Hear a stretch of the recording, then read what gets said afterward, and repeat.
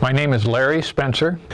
I had grown up in Earlham, Iowa, about 25 miles from Des Moines. I was about a quarter of a mile off the coast of North Vietnam.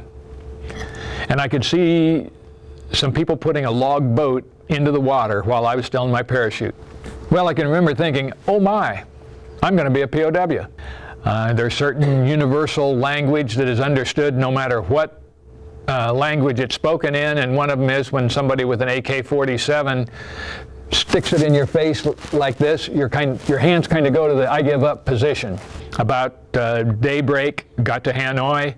I can remember getting out of this vehicle and the blindfold got a little bit disheveled, and I could see a big brick or stone wall with an archway, iron gates on that, and the gates swung open and they marched me into this, what turned out to be Hanoi Hilton.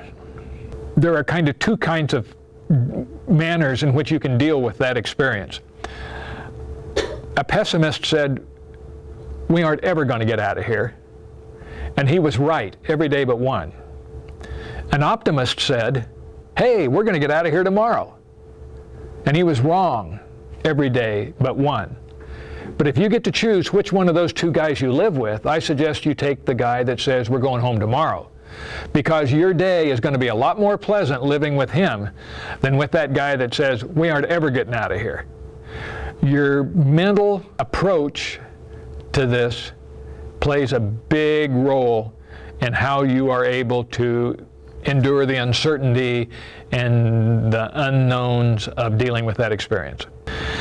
Well, I was a prisoner from 18 February 1966 to February 12th of 1973, because basically we were just in cold storage waiting for the war to come to an end. Every time some new guy would come into camp and you finally established communication with them, after you found out what his name was, if there's anybody else in his crew, was he hurt, you'd ask him, how's the war going and when we're going to get out of here? And almost invariably they would say, oh, we're really kicking the dickens out of them, and Secretary of Defense McNamara says we'll be home in 6 months. And when you talk to this new guy and he said, we'll be home in 6 months, often they would say, or certainly by Christmas.